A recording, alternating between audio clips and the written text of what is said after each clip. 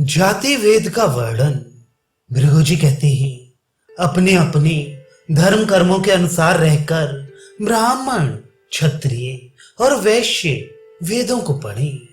इनमें ब्राह्मण सबको पढ़ाई और क्षत्रिय वैश्य पढ़े पढ़ाई नहीं, ये निर्णय है। ब्राह्मण सब वर्णों को उनकी जीविका के उपायों को बतलाएं और खुद भी अपने कर्तव्यों को जाने। जाति की विशेषता परमात्मा के मुख से उत्पत्ति नियमों का धारण और जात कर्म आदि संस्कारों की विशेषता से ब्राह्मण वर्णों का स्वामी है। ब्राह्मण क्षत्रिय और वैश्य ये तीन द्विजात कहलाते हैं और चौथा शूद्र एक जात कहलाता है। पांचवा वर्ण कोई नहीं है।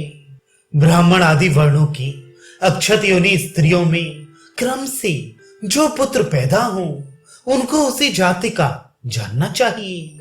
ब्राह्मण आदि के अपने से एक श्रेणी नीचे जाति की स्त्री में पैदा हुए पुत्र पिता के समान जाति के गिने जाते हैं, क्योंकि वे माता के दोष से निंदित हैं।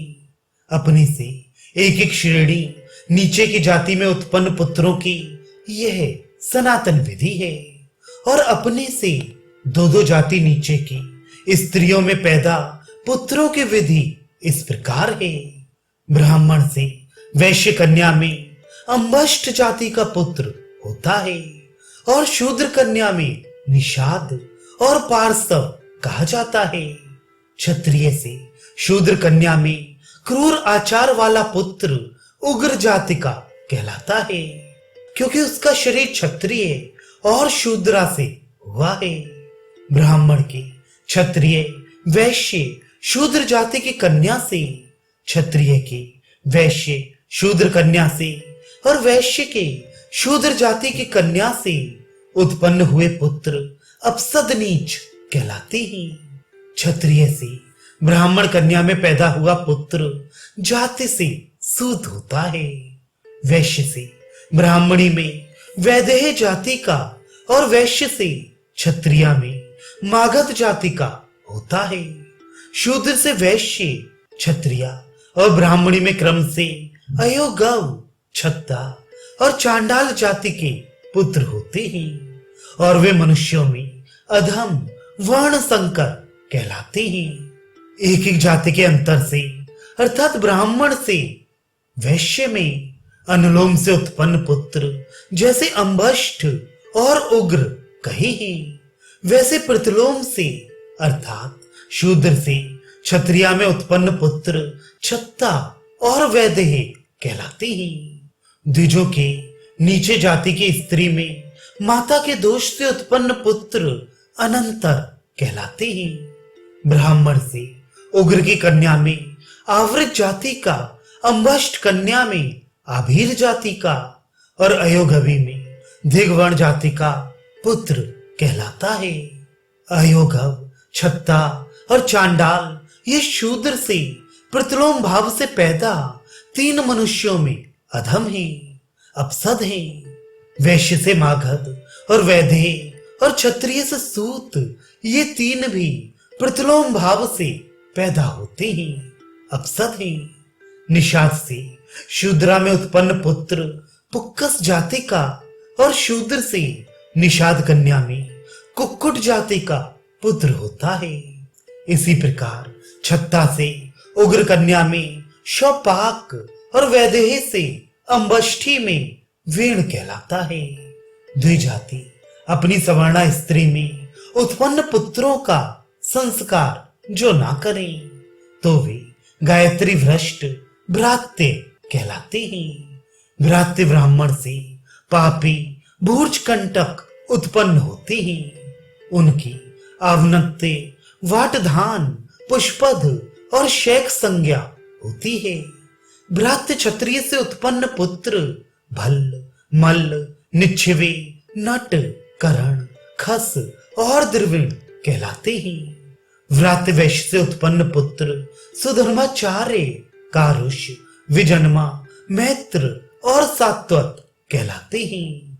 ब्राह्मण आदि वर्णों में आपस के व्यवचार से अपने सगोत्रा के साथ विवाह न करने से और अपने वर्णाश्रम धर्मों को छोड़ने से वर्ण संकर उत्पन्न होते हैं, जो संकीर्ण योनि प्रतिलोम और अनुलोम के परस्पर संबंध से उत्पन्न होती है, उनको विशेष रीति से कहते हैं। सूत, वैदेही, चांडाल, मागध, छत्ता और अयोगव, ये 6 पुरुष अपनी माता की जाति में और अपनी से ऊंची जाति में जो संतान पैदा करें वे अपनी जाति की होती हैं। और जैसे ब्राह्मण का तीनों वर्णों में से क्षत्रिय और वैश्य कन्या में और अपनी जाति की कन्या में पैदा पुत्र द्विज कहा जाता है, वैसे क्षत्रिय से ब्राह्मणी, वैश्य से क्षत्रिया और ब्राह्मणी कन्या में उत्तम पुत्र उत्पन्न हुए माने जाते हैं। अयोगावादी 6 प्रतिलोम पुत्र परस्पर में अपने से अधम जाति के पुत्रों को पैदा करते हैं। जैसे शूद्र ब्राह्मण की कन्या में वर्ण संकर चांडाल पुत्र पैदा करता है, वैसे चांडाल चारों वर्णों की कन्याओं में अपने से भी नीच जाति के पुत्रों को उत्पन्न करता है। चांडाल वगैरह अपनी दूसरी 5 प्रतिलोम जातियों में अति अधम पुत्रों को उत्पन्न करते हैं और प्रतिलोम जाति के वर्ण संकर अपने से उत्तम जाति की कन्या में हीन जाति के 15 पुत्रों को उत्पन्न करता है। अर्थात चारों वर्ण की स्त्रियों में 3 अधमों के 3-3 पुत्र 12 हुए और उनके पिता 3 अधम मिलकर 15 हुए। दस्यु से अयोगवी में शैलेंद्र जाति का पुत्र होता है। वह दास ना होकर भी केश संभालना, हाथ पैर दबाना वगैरह काम करे और जाल से मृग आदि को पकड़े। वैदेही से आयोगवी स्त्री में मैत्रेय जाति का पुत्र होता है। वह मधुरभाषी सूर्योदय समय में घंटा आदि का शब्द करके राजा आदि भद्र पुरुषों की प्रशंसा का काम करे। निषाद आयोगवी में भार्गव जाति का पुत्र पैदा करता है।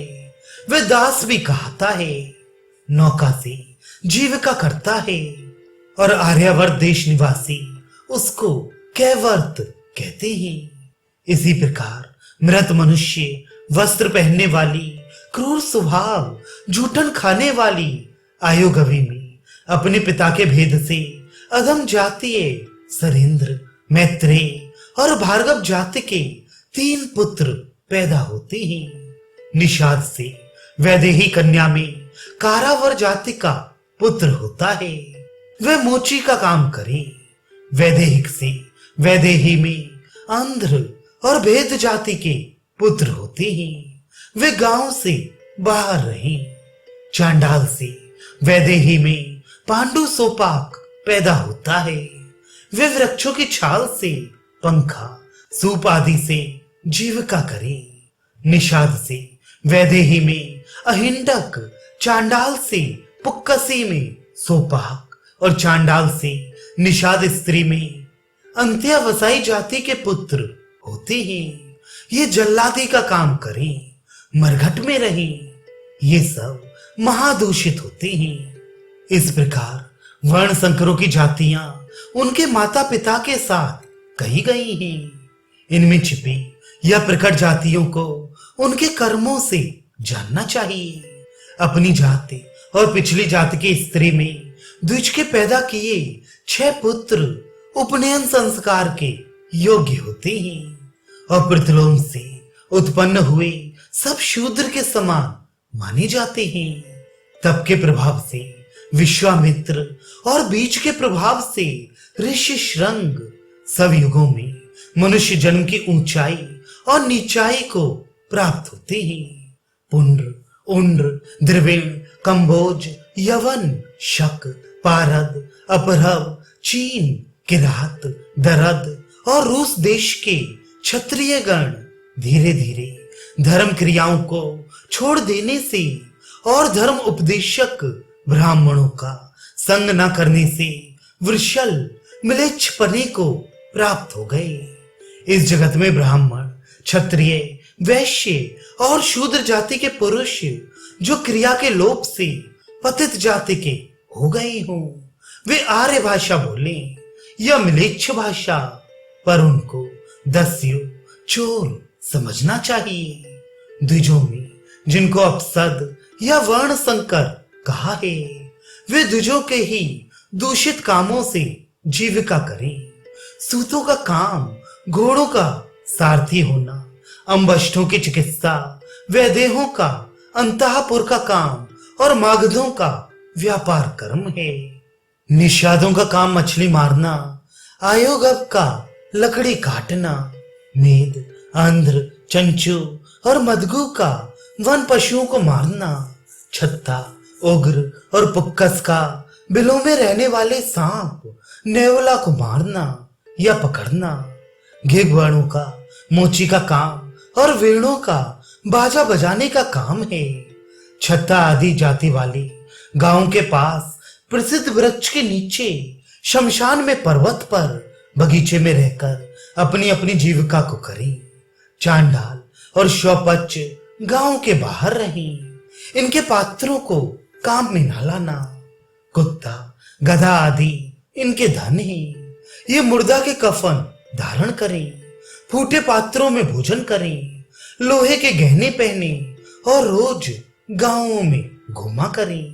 पुरुष को धर्माचरण के समय इन चांडालों का दर्शन भी नहीं करना चाहिए। इनका व्यवहार और विवाह समान जाति वालों में होना चाहिए।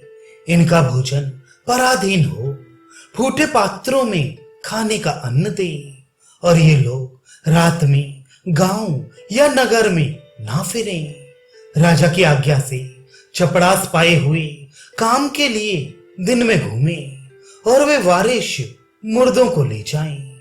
ये मर्यादा है। जिनको राजाज्ञा से फांसी का दंड हुआ हो, उनको शास्त्रानुसार मारे और उनके वस्त्र, शैया, आभूषण को ले ले। जाति भ्रष्ट, वर्ण संकर, अपरिचित और आर्य मालूम होने वाला ऐसे अनार्यों को उनके कर्मों से पहचाने। असभ्यता, कठोरपन, क्रूरता और अनाचार से लोक में पुरुष की वर्ण संकरता प्रकट होती है। वर्ण संकर अपने पिता का या माता का अथवा दोनों का स्वभाव पाता है। वह अपने स्वभावशील को किसी भांति छिपा नहीं सकता। वर्ण संकर उत्तम कुल में पैदा होने पर भी अपने उत्पादक के स्वभाव को कुछ ना कुछ पाता ही है। जिस देश में ये वर्ण दूषक संतान होते हैं, वह देश प्रजा के साथ जल्द ही बिगड़ जाता है।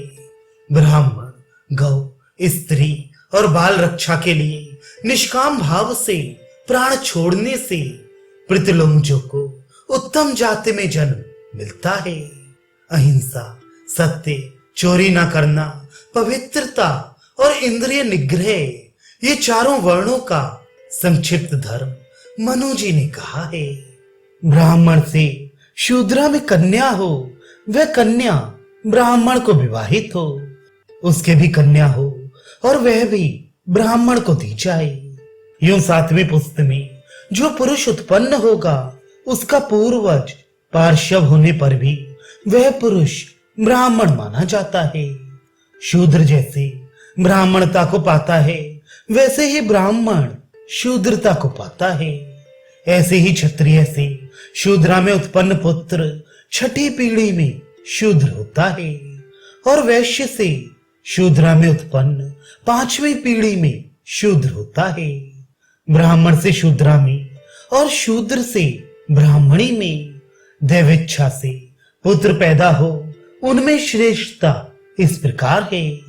ब्राह्मण से शूद्रा में उत्पन्न पुत्र यज्ञ आदि कर्म करता हो तो आर्य कहलाता है, और शूद्र से ब्राह्मणी में उत्पन्न हुआ अनार्य कहलाता है। पहला नीच जाति में होने से और दूसरा प्रतिलोम होने से दोनों संस्कार के अयोग्य हैं। यह धर्म की मर्यादा है। अच्छा बीज अच्छे खेत में बोने से जैसे अच्छा होता है, वैसे आर्य से आर्या में पैदा हुआ पुत्र सब संस्कार के योग्य होता है। कोई विद्वान बीज की प्रशंसा करते हैं, कोई क्षेत्र की प्रशंसा करते हैं, कोई बीज और क्षेत्र दोनों की प्रशंसा करते हैं। उसमें व्यवस्था यूं है, ऊसर में बोया बीज बीच में ही नष्ट हो जाता है और बिना बीज के खेत कोरा सपाट पड़ा रहता है, क्योंकि बीज के ही प्रभाव से हिरणी आदि में ऋष्य श्रृंग उत्पन्न हुए और माननीय पूज्य हुए, इसलिए बीज उत्तम माना जाता है। शूद्र द्विज का कर्म और द्विज शूद्र का कर्म करता हो तो दोनों की तुलना करके ब्रह्मा ने कहा है, शूद्र द्विज कर्म में अनादकारी होने से और ब्राह्मण निषिद्ध आचरण करने से समान नहीं है, क्योंकि गुण स्वभाव के बिना केवल कर्म से अनार्य आर्य नहीं हो सकते। जो ब्रह्म योनिज ब्राह्मण हैं, वे अच्छे प्रकार इन 6 कर्मों का अनुष्ठान करें। पढ़ना, पढ़ाना, यज्ञ करना, यज्ञ कराना, दान देना और दान लेना ब्राह्मण के ये 6 कर्म हैं। इनमें यज्ञ कराना, पढ़ाना और शुद्ध दान लेना ये 3 कर्म जीविका हैं। ब्राह्मण के धर्मों से क्षत्रिय के 3 धर्म छूटे हैं, पढ़ाना, यज्ञ कराना और दान लेना, अर्थात इन कामों को क्षत्रिय ना करे और वैश्य भी ना करे, यही शास्त्र मर्यादा है। क्योंकि प्रजापति ने क्षत्रिय वैश्य के लिए ये धर्म नहीं कही है। शस्त्र अस्त्र धारण करना क्षत्रिय की और व्यापार, पशुपालन, खेती वैश्य की आजीविका के लिए है, और दान देना, वेद पढ़ना, यज्ञ करना इन दोनों का धर्म है। ब्राह्मण का वेदाभ्यास करना, क्षत्रिय का रक्षा करना और वैश्य का व्यापार करना, ये अपने अपने कर्मों में विशेष कर्म है। ब्राह्मण यदि वेद पढ़ाकर अपनी जीविका ना कर सके तो क्षत्रिय के कर्म से जीविका करे। यदि ब्राह्मण क्षत्रिय दोनों के कर्मों से जीविका ना कर सके तो खेती, गोरक्षा आदि वैश्य जीविका से निर्वाह करे। ब्राह्मण और क्षत्रिय वैश्य जीविका से निर्वाह करता हुआ भी खेती को कभी ना करे। कोई खेती को अच्छी मानते हैं, पर यह सत्पुरुषों में निंदित है, क्योंकि इसमें हल से जीव हिंसा, अवर्षा, सूखा आदि का डर है, पराधीन कर्म है। ब्राह्मण और क्षत्रिय की जीविका अपने कर्मों से ना चले तो निंदित कर्मों को छोड़कर वे वैश्यवृत्ति, व्यापार का आश्रय लें। ब्राह्मण सब भांति के रस, सब अन्न, तिल, पत्थर, नमक पशुओं को ना बेचे। सब प्रकार के लाल वस्त्र, सन, अलसी, ऊन के बिना रंगे वस्त्र, फल, कंद, औषधि को ना बेचे। जल, हथियार, विष, मांस, सोमरस, सब तरह की सुगंध, दूध, शहद, दही, घी, तेल, मध्य, गुड़, कुश, जंगली पशु, दाण वाले पशु, पक्षी, भांग, गांजा, नील, लाख और एक खुर के पशु, इन सबका व्यापार ना करे। ब्राह्मण किसान खेती करके तिल पैदा किए हो तो उसको यज्ञ आदि के लिए बेच डाले। जो पुरुष भोजन, दान और स्नान के सिवा दूसरे कामों में तिल का उपयोग करता है, वे कीड़ा होकर पितरों के साथ कुत्ते की विष्ठा में डूबता है। मांस, लाख और लोन बेचने से ब्राह्मण तुरंत पतित हो जाता है और दूध बेचने से 3 दिन में शूद्र हो जाता है। ऊपर गिनाई पदार्थों को छोड़कर दूसरे शास्त्र में निषिद्ध पदार्थों को यदि ब्राह्मण इच्छा से बेचता है तो वह 7 रात्रि के बाद वैश्यपने को पाता है। गुड़ आदि रसों का घी आदि रसों से बदला करे, किंतु लोन का रसों से बदला ना करे। पका अन्न कच्चा अन्न से और तिल दूसरे अन्न से बदल ले। इन विधियों से आपत्ति में पड़ा क्षत्रिय भी वैश्य वृत्ति से जीवन निर्वाह करे, परंतु ब्राह्मण की जीविका से कभी जीविका ना करे। जो नीच जाति का पुरुष लोभ से उत्तम जाति के कर्म से जीविका करे, उसका धन छीन कर राजा देश से निकाल दे। अपना धर्म किसी अंश में न्यून हो तो भी अच्छा है, पर दूसरे का धर्म सर्वांग पूर्ण भी अच्छा नहीं, क्योंकि दूसरे के धर्म से जीविका करने वाला तत्काल जाति से भ्रष्ट हो जाता है। यदि वैश्य अपनी वृत्ति से जीविका ना कर सके तो शूद्र वृत्ति से भी निर्वाह कर सकता है, पर झूठा खाना आदि ना करे और दुख के दिन बीत जाने पर उसको छोड़ दे। यदि शूद्र द्विजों की सेवा ना कर सके और उसके पुत्र स्त्री भूखों मरते हों तो शिल्प कार्य से जीविका करे। जिन कार्यों के करने से द्विजातियों की सेवा के लिए अवकाश मिल सके ऐसे शिल्प कार्यों को करे। यदि ब्राह्मण धर्म मार्ग में स्थित जीविका की कमी से दुखी हो तो सबसे दान ले, क्योंकि पवित्र दूषित होता हो यह धर्म से सिद्ध नहीं होता।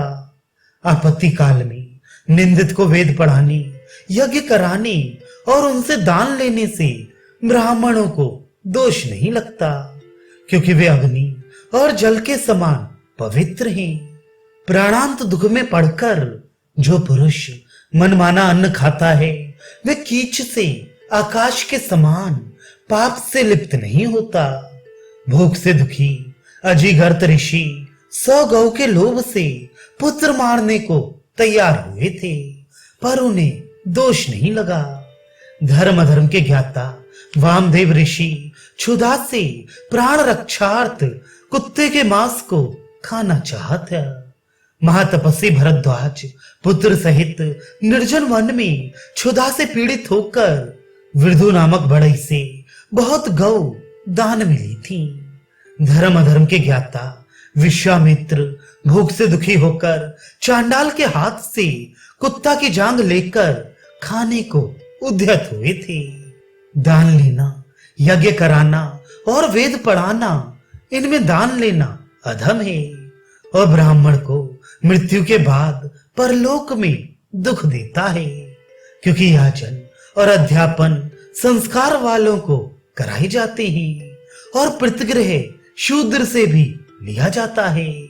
अनुचित याचन और अध्यापन का पाप जप होम से दूर होता है और प्रतिग्रह का पाप वस्तु के त्याग से या तप से दूर होता है।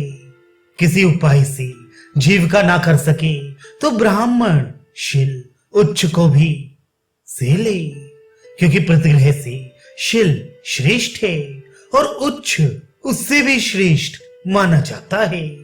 जो स्नातक ब्राह्मण निर्धनता से दुख भोगता हो वह राजा से अन्न वस्त्र या धन मांगे, यदि ना दे तो उसको त्याग दे। बिना जोता खेत, गौ, बकरा, मेढ़ा, सोना, कच्चा और पक्का अन्न, इनमें अगले अगले से पहले पहले निर्दोष माने जाते हैं। दाएं भाग का दावा आदि से मिले, बेचने में मिले, विजय से मिले, ब्याज में मिले, परिश्रम से मिले या सत्पुरुषों से दान मिले, ये 7 प्रकार की धन की प्राप्ति धर्मानुकूल है।